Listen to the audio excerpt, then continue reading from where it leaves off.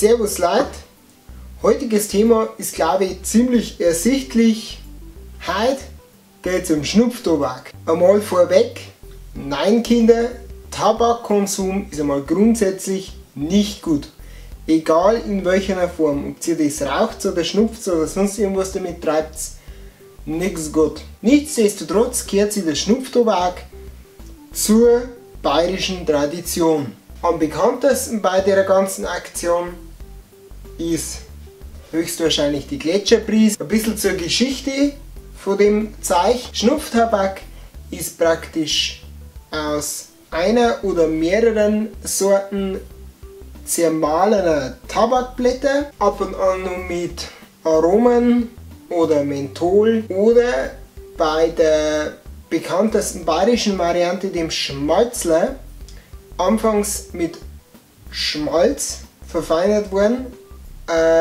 Das Schmalz ist jetzt aber durch Öl ersetzt worden, weil das nicht so gesundheitsschädlich ist. Das Ganze gibt es dann eigentlich in allen möglichen Geschmacksrichtungen. Da haben wir jetzt zum Beispiel Pfefferminz oder Kirsche, die sind eher so modernere Dosen, da der Kaffee-Geschmacksrichtung.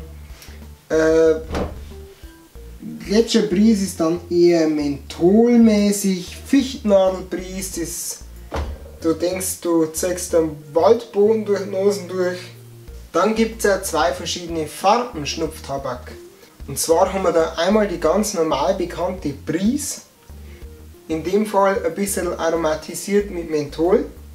Das Ganze schaut dann so aus.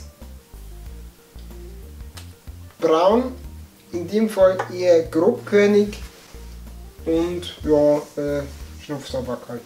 Dann für die etwas spezielleren Geschmäcker gibt es das Ganze, Überraschung, weiß. Wohlgemerkt vollkommen legal. Weißer Schnupftabak ist dann meistens auf Traubenzuckerbasis, ist eigentlich eher so ein Gag von der Farbe her. Grund ist, denke ich, bekannt. So, jetzt einmal so viel dazu. Das, dass man den Schnupftabak in diesen Dosen transportiert, war nicht immer so.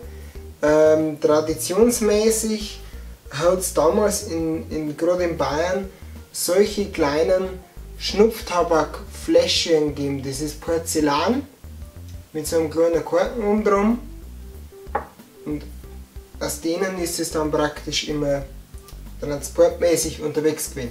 Dann kommen wir zu den verschiedenen Verzehrvarianten. Ich habe mir dazu jetzt einmal meine GoPro ans Handgelenk geschnallt und ich denke, das jetzt so mitzahlen. Man nimmt jetzt da praktisch so eine Prise. Ich nehme jetzt da nicht allzu viel, weil ich jetzt dann nochmal ran mache.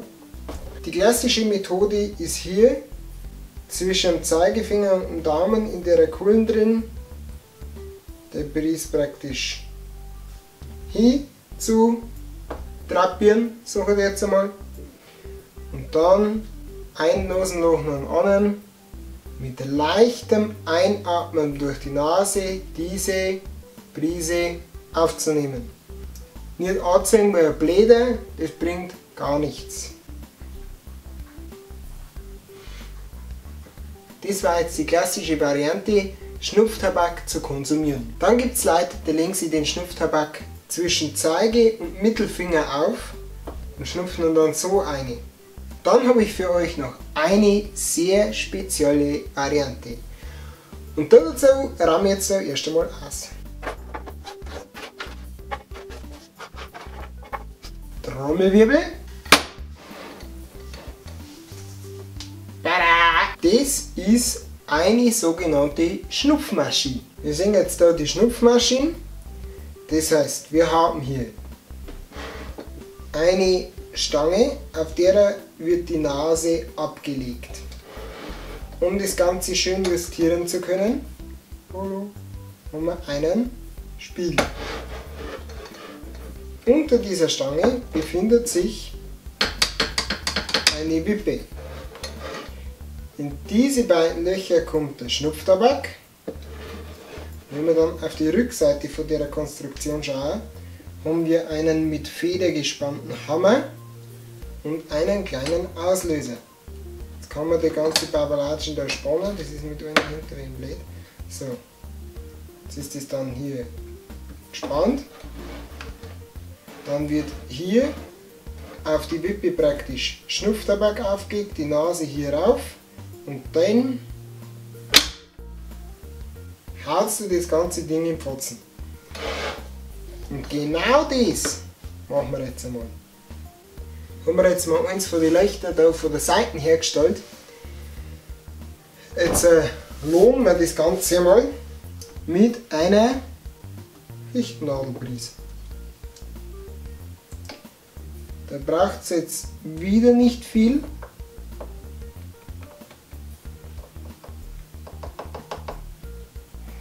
Jetzt sehen wir da wieder. Einmal Schnupftabak drin, Mechanismus geladen. So, das Ganze habe ich jetzt videotechnisch ein bisschen aufgebaut, Moment, damit das GoPro besser aufnehmen kann. Und jetzt machen wir das mal. Also, immer als allerletztes erst den Hammer spannen, weil sonst kommt irgendwann hier und was pfupp und dann hast du den ganzen Ding in der Lätschen. Gut, in der Lätschen lassen sowieso. In diesem Fall müssen wir die Augen jetzt dann am besten schließen, wenn wir abdrücken. Gehen wir daher, richten wir aus, können wir noch einen Spiegel ein wenig schauen und dann geht es ab.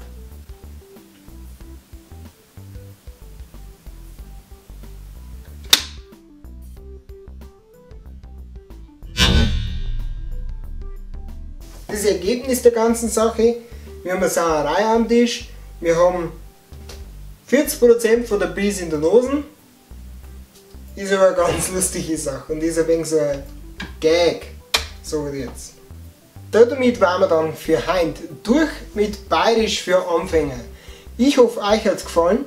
Ich darf mich noch bedanken bei meinem Freund Patrick, der mir freundlicherweise seine komplette Sammlung und seine Schnupfmaschine zur Verfügung gestellt hat. Dankeschön.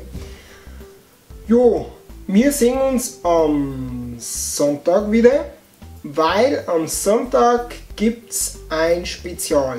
Die meisten von euch werden sich denken können, zu welchem Anlass. Aber wie gesagt, nichts weiter. Sonntag geht's auf. Servus, seid Freunde, euer Bavaria Blogger. Habe die Ehre.